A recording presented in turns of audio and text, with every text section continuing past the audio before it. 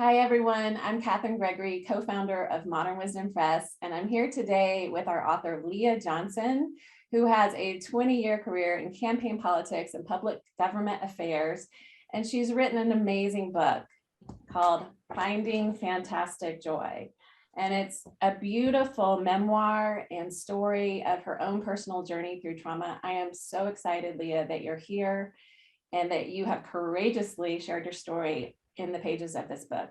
And so can you introduce yourself, and then just tell us a little bit more about what inspired you to share your story and write this book? Yeah, thank you so much for having me, Catherine. I'm always excited to share my story at this point. It's certainly been a journey.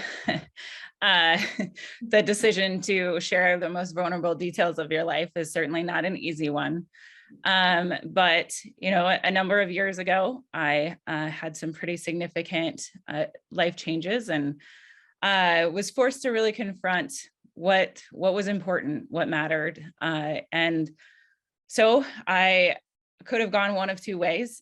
Life was pretty dark at that point, so it could have gone to a really drastic place, or look at the light. And at that point, I decided to ask for help in my many challenges in life, and most of which were surrounding this addiction to success. Certainly there were secondary addictions that were involved, and many of us face those challenges or know someone who has. But for me, it was really getting to the core of what this drive was, what was really, making this angst in my life so sad and miserable. And it was this constant need to prove myself, constant need to be successful, constant need to do the next big thing. As a woman in politics, it was always about the next success. I was elected to a local city council in Colorado. And I was driving towards the state house, and, all the next big things. And inevitably, when all you're seeking is success, failure is something that happens often. And I obviously didn't handle that so well. And that's where those secondary addictions came on. The next thing didn't work, the next thing didn't work. And so I drank. And so I needed to stop. I needed to stop and change everything. And so actually 3 years ago on Sunday, I said enough, and I asked for help, and I changed things. And I went to a rehab facility, and, most people give up drugs and alcohol and all sorts of things there. And while that was one thing I did give up, I also wrote a press release to withdraw from my reelection campaign. And I think that was one of the biggest things I could have done to move my life in a positive direction, to really focus on the things that matter, which is my family and my children and my own health and my own happiness. And once I really started putting those first, I really started to thrive, and life became, a place of happiness and joy. And, days are still hard and life isn't always easy, but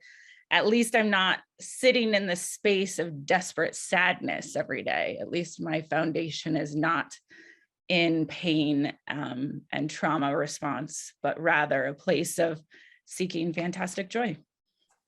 And I love, Leah, that you're so vulnerable through sharing this and sharing your story in the pages of your book, because I think, addiction has a stigma to it. And most people don't see, at least drug and alcohol addiction being driven by trauma or the facade of the addiction to achieve such success. Like, you have a lot of success in your career. And so I think you shared that people who knew you had no idea that under the surface you were unhappy, because you had such a facade of success and drive and happiness that that you had people fooled. Would you say that was true?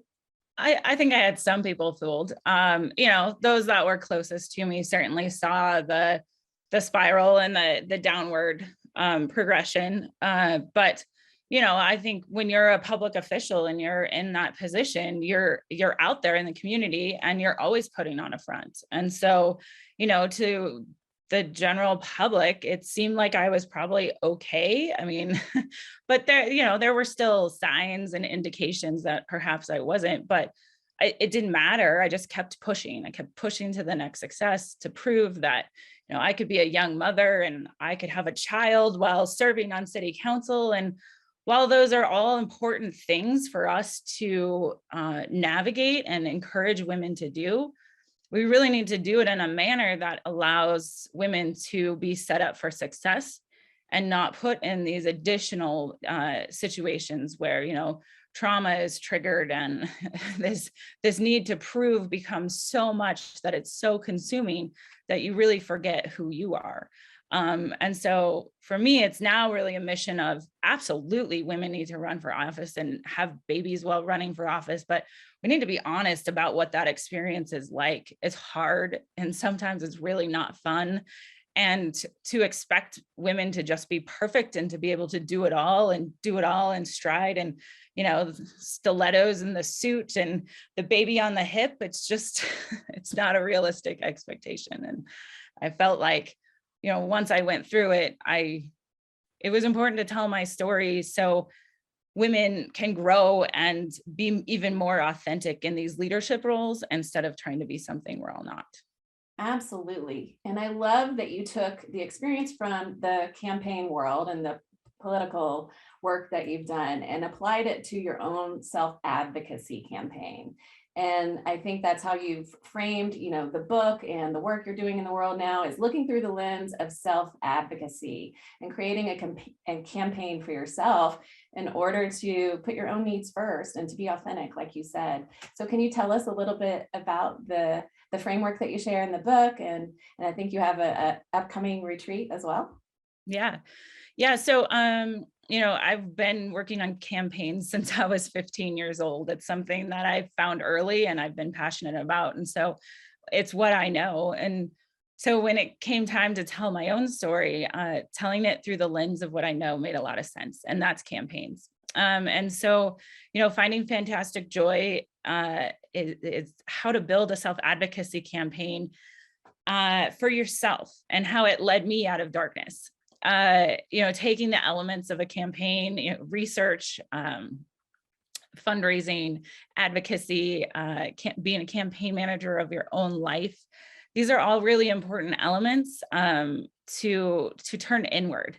And what I really discovered is I really couldn't effectively advocate for things or change I wanted to see in the world until I was strong in myself and had that strong foundation. And now that I do, I feel that I'm even more effective in the world than I was before.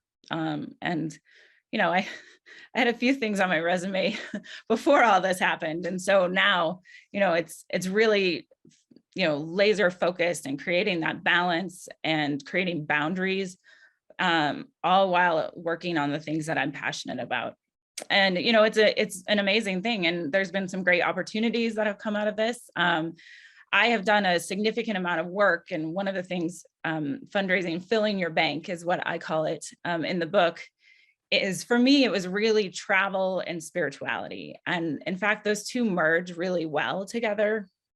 And that is what fills me up. In addition to my kids and my family, my husband, and in fact, all of us doing that together.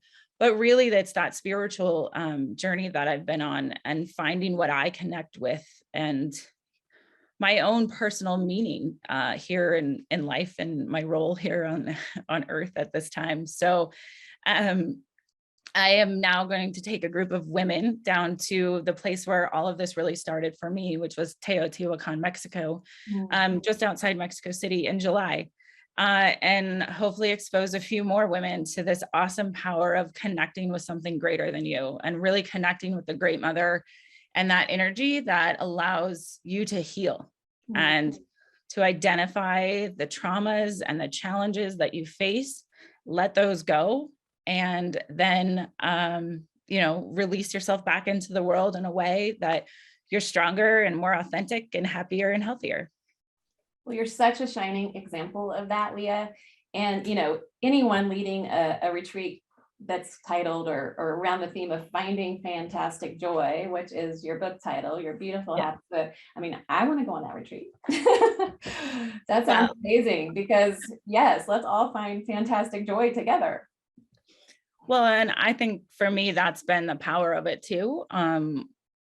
Obviously there's been great advocates in my journey and lifting me up. But a significant part of that was really connecting with the feminine energy that allowed me to heal from traumatic experiences as a child with my mother, even sexual assault, all of those things. And so really empowering that feminine energy and utilizing it to grow and heal, I think is really an important part of that, and has been an important part of my work in Mexico, and something I look forward to sharing with folks. And if you can't make it in July, there's a whole list of folks that want to go next year. So I'll let you know, Catherine.